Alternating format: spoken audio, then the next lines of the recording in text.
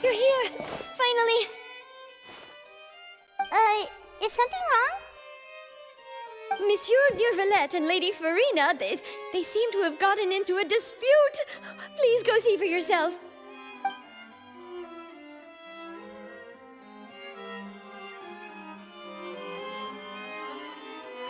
Like I said, I've already explained everything. And yet the problem has not been properly solved. There is little space for excuses between us. It is not my intention to offend you, but please, tell me where you stand. You are the Hydro Archon Focalor, are you not? Look at this. This is a list of the victims from the recent Poisson incident.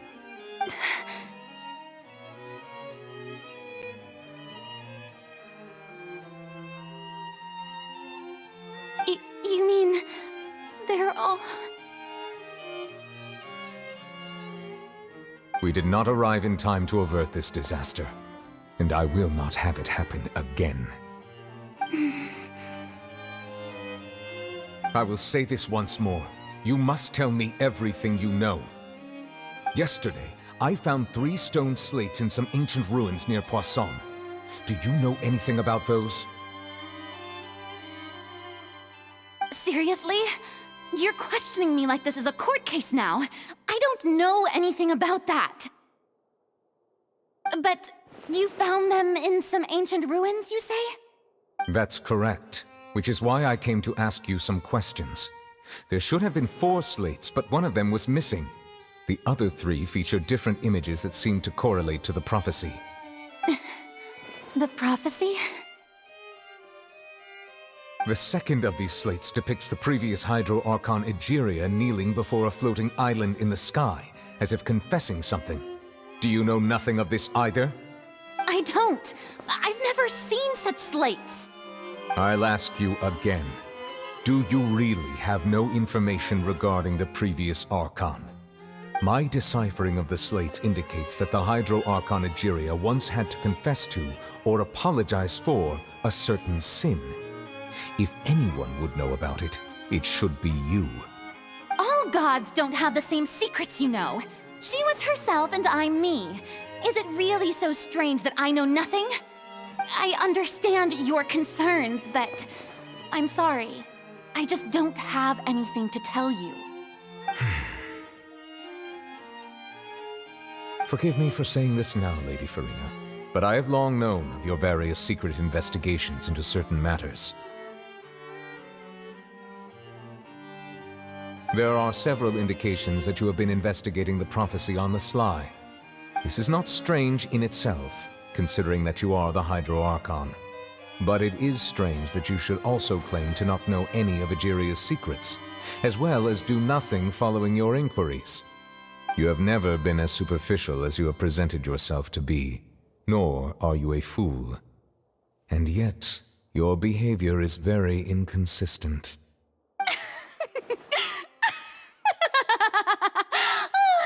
So you've been watching me all this time, have you? I didn't think you were that type. You... Well, since you know about my secret investigations, then you should know I'm actually working to take care of it. There's no point questioning or suspecting me. You're the Eudix, but you're still my subordinate. You should be following my lead. Just trust in me, you're Archon, and do as I say. Never mind whether you can truly convince yourself to or not. It'll all turn out fine. That's all I have to say. We do not discuss this matter again. Oh, the opera's about to start. Toodles!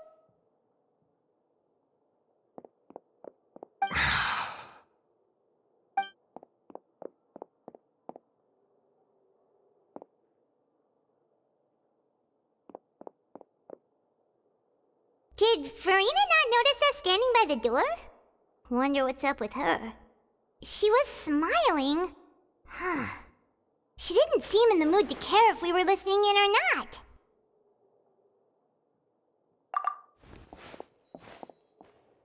I assume you've been outside for a while now? Oh! You noticed! Seems Farina didn't even realize we were here.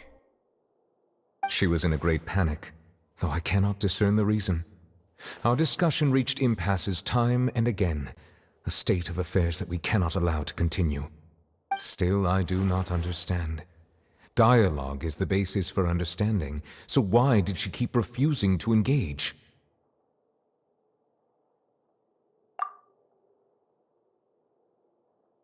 Everyone in her inner circle has noticed that she is hiding some secret. The issue is her attitude. I fear that she will not reveal anything unless absolutely forced to. We may have to create a situation in which she will have no choice but to speak. Oh? Like what? Normally, people will only reveal the truth when standing trial. Perhaps we must have the Hydro Archon experience just such a scenario. But Farina's seen so many trials, and she's really good at dodging questions. How do we make sure that she won't just slip away at the first chance she gets? We will need to consider this thoroughly, join forces with various parties, and then do what we can. If at all possible, I would prefer to recuse myself from this affair, but we must prevent the prophecy from coming to pass. This may be cruel to her, but all Fontaine is in crisis. The information a god possesses is too precious, and so we must take a chance on this. But who will lend us their aid to do such a thing?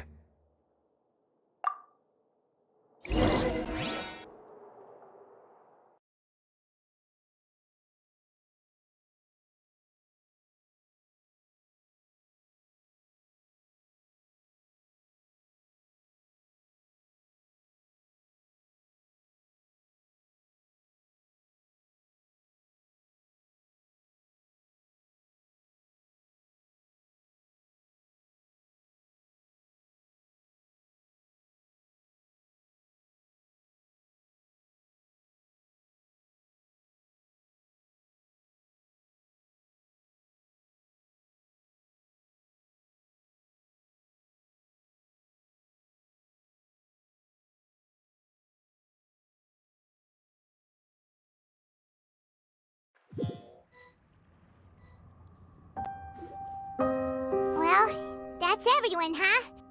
Speaking of which, it was pretty smart of you to think of hiding here. Poisson was just involved in a disaster, so it's presently devoid of people. That naturally makes it the best choice. And here you are drinking tea like it's the most natural thing in the world, huh? That's what families should do. Sit and enjoy a leisurely time together. It's nice to enjoy tea here, you know? Care for a cup? Lend me your ears, everyone. Or perhaps one of you might like to start us off. How about you, friend? Me? No, I don't think I can. Then, how about you, good sir? I fear that I will cause the mood on this boat to become as somber as it is in court. Well then, I guess we're lucky we've got a local like me to organize things. Wonderful, the spotlight at last. I guess I'll be facilitating things from here. That was a little long-winded, don't you think? Oh, you might be right. Anyway, to cut to the chase, our friend here, the Traveler, has brought us together to discuss something. As for what that is, well, let's start by saying that we'll be pooling our efforts together to create a series of traps. Oh, how intriguing. Well, it's just an expression, really. One that I just learned from Chlorand, and used on the spot. So, let's invite her to explain in detail. A round of applause, please.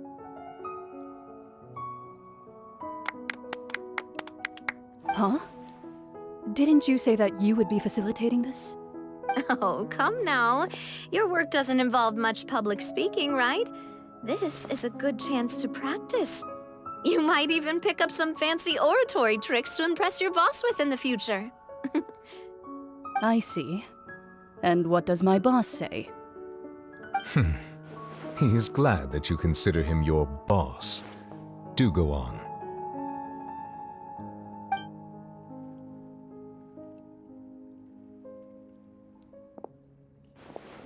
In that case, do any of you have experience hunting? Not that I recall. Fremine and I once used a wooden stick in a basket to catch wild rabbits when we were younger. As for Lynette, oh, right. You were sick that day, weren't you? I've also gone diving to catch some fish before. Does that count? I'm afraid not. You may or may not have heard, but Fontaine once played host to a group known as the Marechaussee Hunters. Though that was their name, they did not hunt animals, but rather various monsters left behind by the ancient dynasty of King Remus. Today, Fontaine's monster population has already thinned greatly, so the hunters have blended back into society, taking up arms in other lines of work. They even left a unique methodology of hunting in their wake. A trap comprises of the following components: bait, a trigger, and a containment device. Sometimes a lethal implement will also be necessary to deal with the prey. So, if we were to build a trap together, right now, what would you choose to build it with? For me, I would prefer something basket-shaped. Pigeons and rabbits will see the bait and naturally enter the snare. Our line of work requires a deft hand, and we're some of the best in the industry, so you can count on our techniques. You used some of those techniques while moving the people of Poisson, didn't you? My subordinates mentioned that you even performed some magic for the bawling children. Yes, and I even managed to gather some intelligence in the meantime. I'm quite the multitasker if I do say so myself. I'm afraid I can't claim that as my strong suit. I prefer more stable methods, like placing bait in the water and waiting for the fish to come within reach. That's the kind of method I would count on. Calm and steady. Exactly the kind of person who would catch loads of fish. And I can be their assistant. With discretion, I'm sure. I'd probably use some sort of mechanical animal. Papa once bought me some small clockwork squirrels, mice, and such. When placed in the forest, they can attract others of their kind. I remember that you liked those too, didn't you? I did. And that would be a good way to go about it. If they're realistic enough, animals of the same kind will follow them all the way to the trap. What about you, Monsieur Neuvillette? I fear I do not have any related experience. That makes sense. You usually solve problems directly, without the use of any such tricks. But I do have one more question for you, monsieur. If we were to create a trap now, how would you design it? I would like for it to be effective, but bring no harm to the prey. A more gentle trap would be ideal. Kind, as always. However, our intention doesn't necessarily change the containment device and the type of implement we need. If we wanted to kill the prey in one strike, we would need a powerful implement. However, that also goes for prey that must be captured and safely contained. Wait, why's that? Only a hunter who's a true expert at subduing their prey can snare it without harming it. The line that divides life and death is often exceedingly thin. So are we going hunting together? We hadn't thought of seeing ourselves as hunters. It kinda works, but maybe it's still not the best metaphor. If our means of capturing and dealing with our prey is to put them on trial, then the hunting metaphor is actually quite accurate. But we shall require much more courage than any hunter to judge a god, a being whose seat is an exalted throne.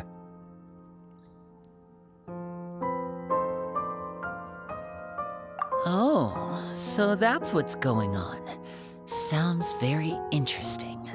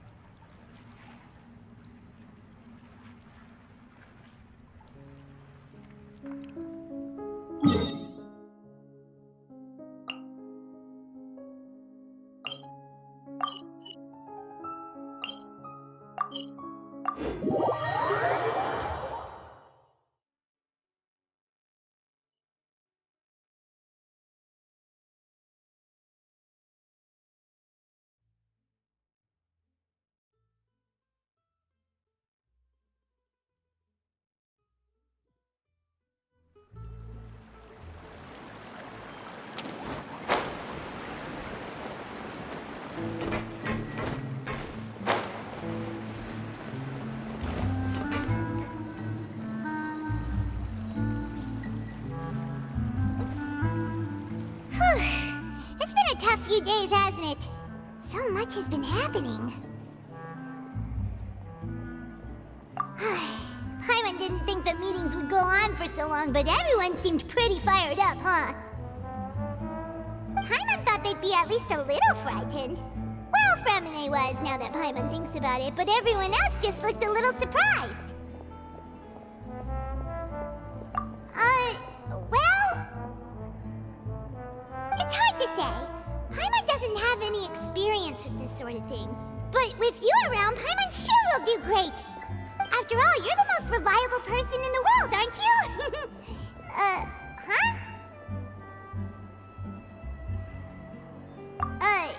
Did you just pour some tea? Paimon didn't notice you doing that at all. Then what's that? Paimon's never seen that cup before. Don't be frightened. I'm just joining you two for tea. I merely refrained from saying anything till now. Who's that voice? But there's no one here. Ah, have you forgotten me already? Wait, you are familiar. You're the voice we heard from the sky in Sumeru. The voice from the sky, I fear that description is wrong. Though, not completely wrong. You're feeling lost now, just as you were feeling previously. I sensed that confusion and thus came to you. Guiding people is an irresistible hobby of mine, after all. Consider me a passerby, just accepting a commission from my friend's disciple on a whim.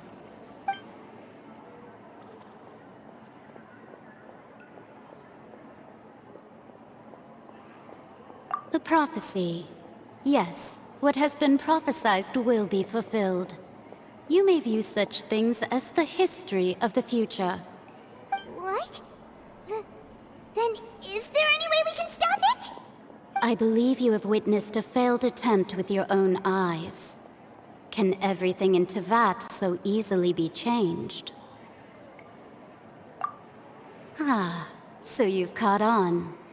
Just as prophecies are usually only the future as seen from the perspectives of the gods, could things be happening in hidden corners where the gods' gaze does not fall? Are the things that you shall see different from the fate that the gods perceive?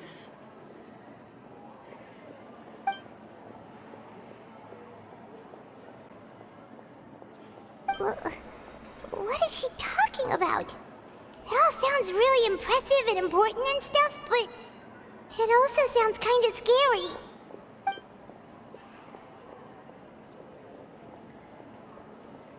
I believe that you understand, right? Some things are insignificant, but others you must reach out to change. Ultimately, fate shall serve as your only guide, no matter what will happen in Teyvat's future. All you need to do is to play your part. This was good tea, by the way. Thank you for your hospitality. Well, that'll be all for today. The voice. It's gone.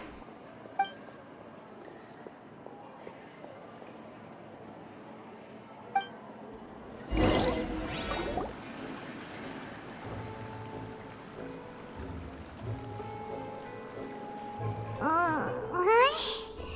I want to hear someone talking. All right, coming.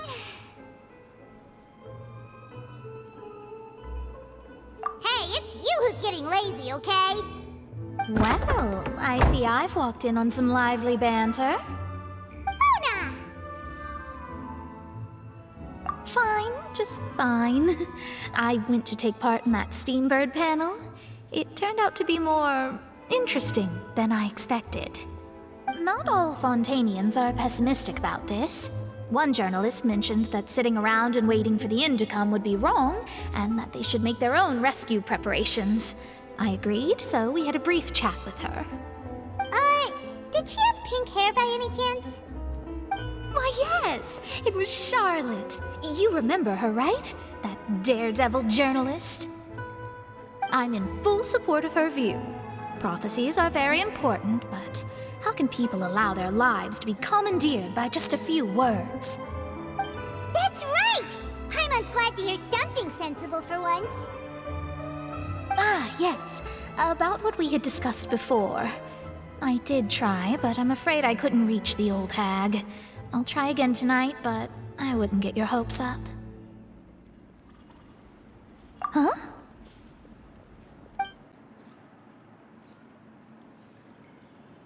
Goodness gracious.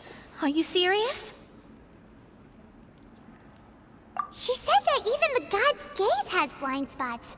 Pretty bold if you ask Paimon. Most people would believe the gods to be all-knowing, right?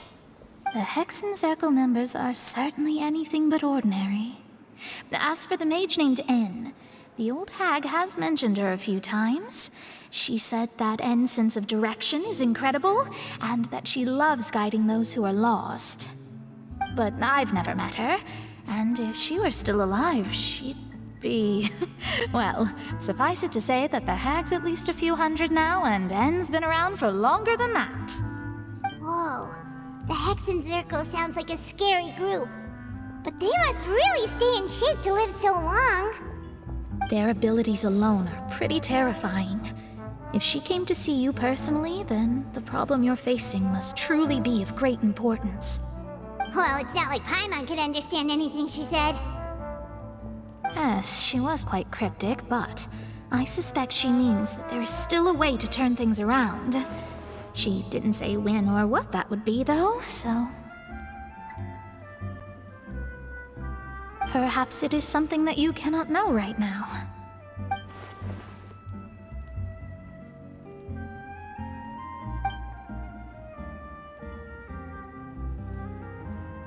Traveler, Paimon, are you two all right? Oh, we're fine. We're just a little down right now. It kind of feels like the end is coming, you know? I see. I feel that same sense of desperation, too. I guess you could consider me someone who has often witnessed fate. So far as I have seen, it cannot be swayed. But even so, I still hope for, and believe in, miracles.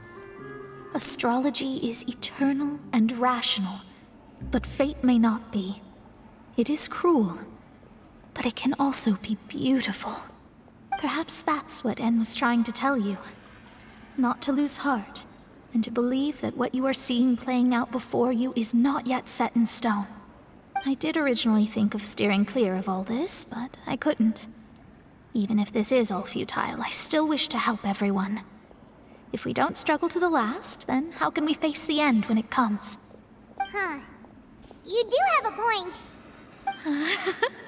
There I go, talking about astrological principles again. Sorry about that. The moment I start talking about work-related stuff... I need to get going. It was worth trying to comfort you, even if only a little. I believe that you'll help those who are struggling in the same way I did. I suppose that might be why we always seem to meet by coincidence. Paimon feels kind of moved by what Mona said. But also kind of sad, too. Hey, Traveler. Paimon suddenly feels like going outside for a walk. Let's go. Let's walk around the city, shall we? There's a few spots we always like to walk by.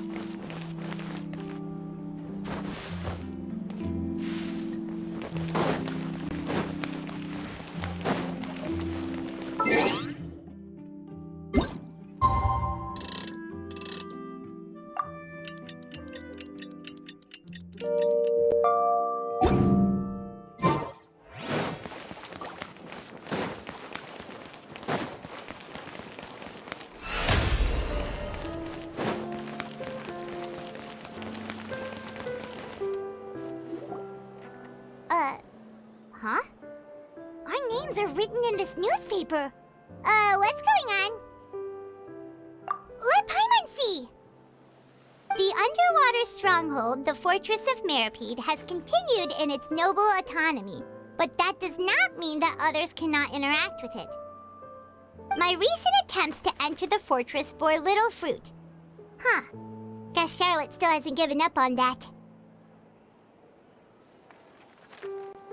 Thus, did an Outlander friend become the focus of this report? A blind adventurer with their white fairy, legends trailing in their wake. It is said that this mysterious traveler once visited the underwater fortress. So while the fortress's interior remains a mystery behind closed doors, do not fear, for the tales of the traveler contain surprises in spades. Journalist Charlotte's biggest scoop yet, the Traveler's Trail, World Walker. Huh. Charlotte took so many awesome photos of us and we never even noticed her. She hasn't been able to get a hold of anything at the fortress, so since we're easier to find, she's using us as the subject matter instead? Ugh, seriously? Well, fine. Those headlines and photos do look cool, so Paimon will forgive her this time.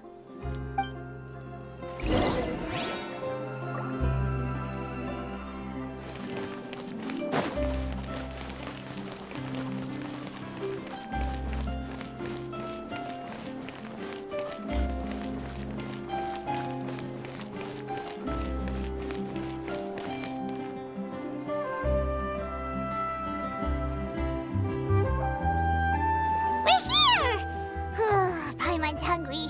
Should we go in and get something to eat?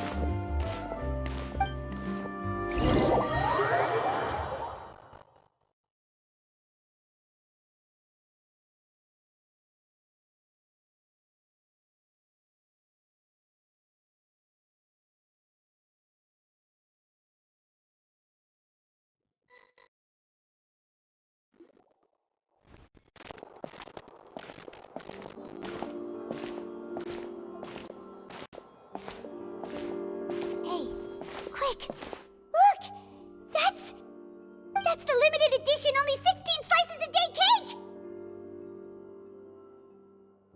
It was so delicious the last time we tried it!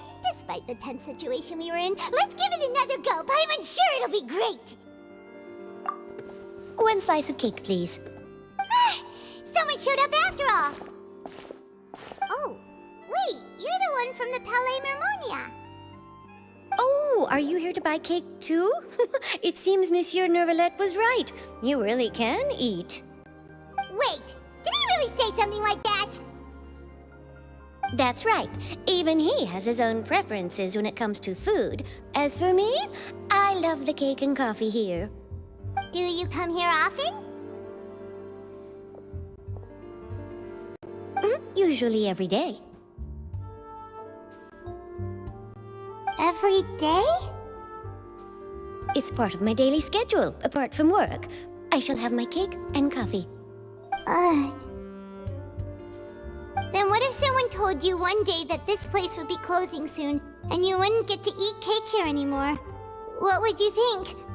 But why would it close? Well, Paimon doesn't know either, but maybe the waters will rise tomorrow. You know, like in the prophecy. Oh, the prophecy. To be honest, I haven't paid much attention to that. No, still, even if there'd be no more cake tomorrow, that wouldn't keep me from having some today. No, it's the same for eating in general. You might not be able to eat tomorrow, but if you can do so today, then you should carry on. That's what people call living, you know. Huh. Don't be sad. Excuse me, could I have 2 more slices of cake to go?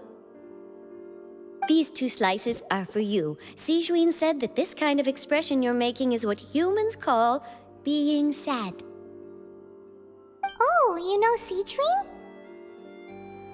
I sure do. She was born before me, and she sometimes comes to the surface to teach us things about humans. She said that humans are creatures that are saddened easily, yes, and you can only lift their spirits by feeding them delicious food. So please try the cakes here. I've got something else to do, so I'll be going now. You two try to stay in a good mood after eating, all right? Bye.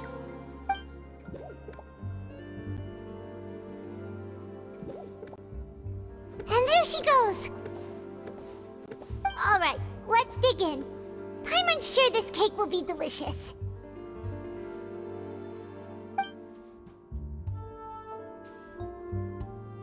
It's more delicious than last time, and the flavor gets even better with a sip of tea. It sure would be nice if we could come again tomorrow. Sure would be nice if we could always eat delicious food here.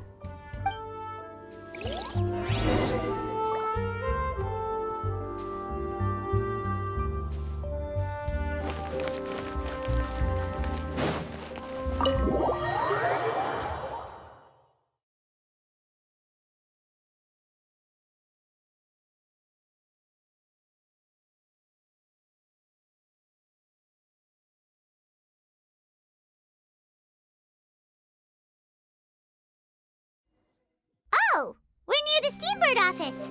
Let's go look for Charlotte and have a chat.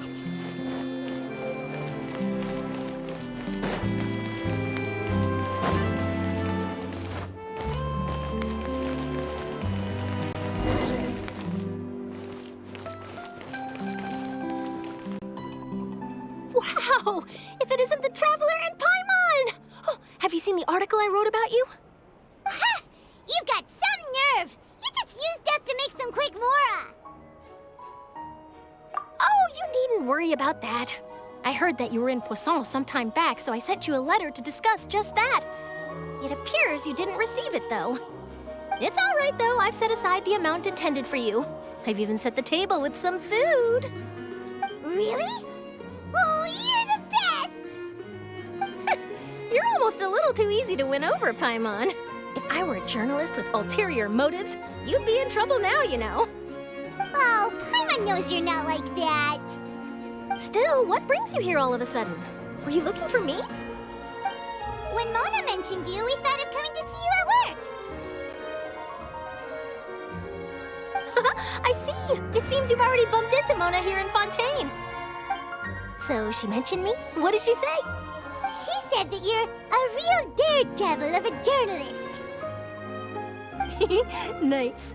In which case, can this daredevil journalist dare to request an exclusive interview with the legendary Traveler and Paimon? Huh? So your article in the paper today doesn't count? Oh, of course it doesn't. That was more like live photography. What I'd like to do is dive deeper and ask you to talk about the things you've seen and experienced. Yeah, are we even qualified enough? Why not? If I say you're worth an interview, then you're worth it.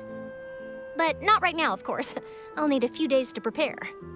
Oh, in that case, we'll just chat when you have the time then?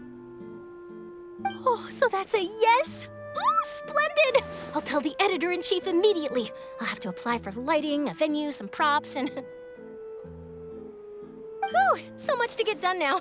Talk to you later.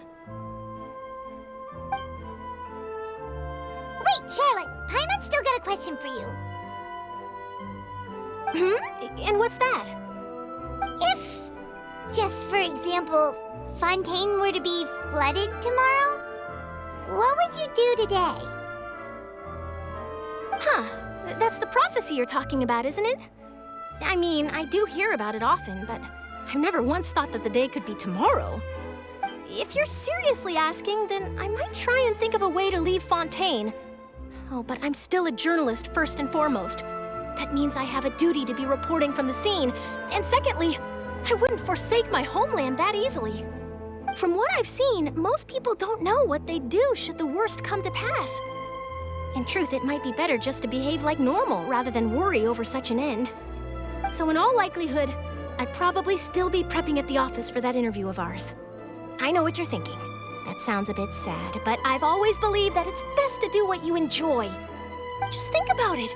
If this nation really were to be suddenly destroyed tomorrow, but I still successfully finish an exclusive interview with a truly unique person, then the story I would wind up writing would truly be timeless.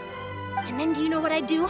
Well, I'd write that story, send it for printing, and use messenger pigeons to get copies out to the various nations as soon as possible.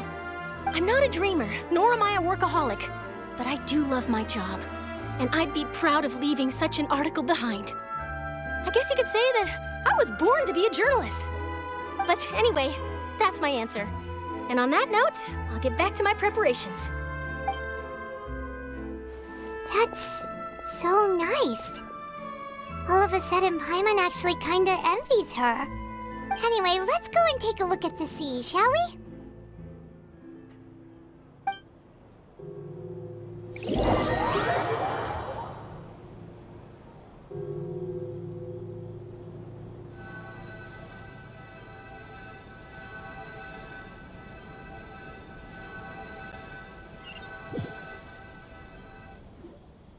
The sea breeze and scenery can be a pretty soothing combo, huh? Paimon's been thinking.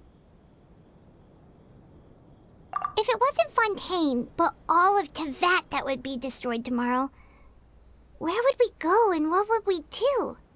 No, Paimon should ask, if you could choose, what would you like to do?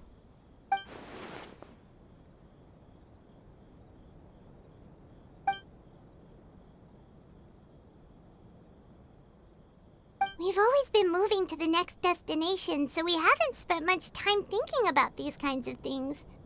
We didn't have to either, with us always being on the road and whatnot. You mean, still traveling? Huh. Wait, isn't that what we've always been doing?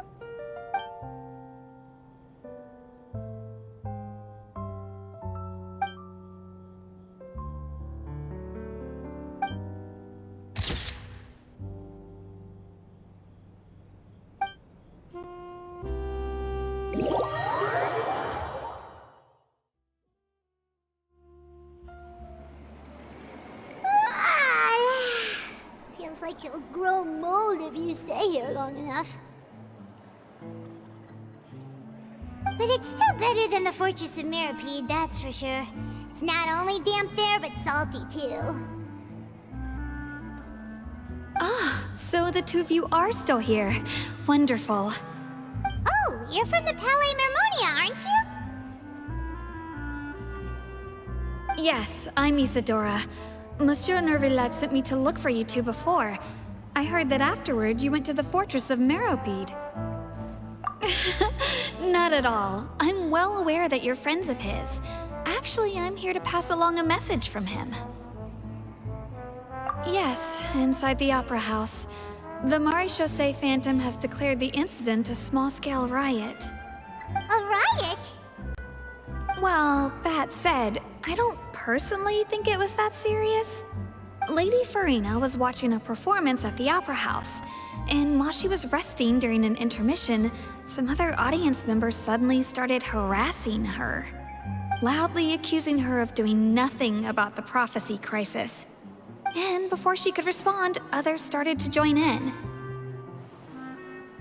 The crowd continued to grow, and protests against the Hydro Archon started to break out. So people have started to put the blame on Farina. Guess they finally found an outlet for the pressure they've been under due to the prophecy. I agree. People will naturally rely on gods, as is customary. But the moment people feel threatened, gods are also the first to be blamed. So what happened after that? Is Farina okay?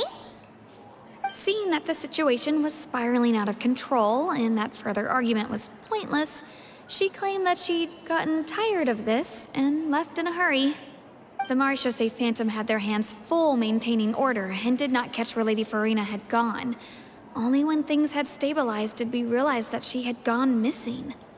So, you mean she's still missing? That's right. The Maréchaussée has dispatched many people to search for her, but we don't have any leads yet. That said, I don't think there's much to worry about. She is a god after all. Even if she were to fall into the hands of rioters, what could ordinary people do to her? Good. Monsieur Nervillet sent me to tell you about the situation, but He didn't say anything else. Don't worry, this is more than enough to go on. Thanks for keeping us informed. Ah, is that so? Well, alright then. In that case, you two take care. I'll be heading back to the Palais now.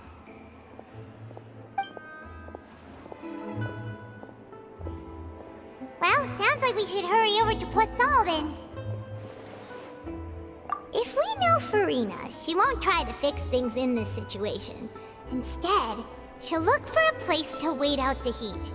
And as we also know, she may be loud and dramatic, but she doesn't have a heart of stone. When Nervalet was talking to her in the Palais Mermonia, and she heard about Poisson, she couldn't hide her sadness and remorse. It would be hard for her to ignore being accused by the public today. Paimon thinks Farina's probably taken the opportunity to slip away to Poisson and try to relieve the sense of guilt that she's feeling. Huh! Well, what do you think? Paimon knows the answer, of course, but Paimon can do the analysis to back it up, too. Cool, huh? In that case, there's not a moment to lose. Poisson, here we come!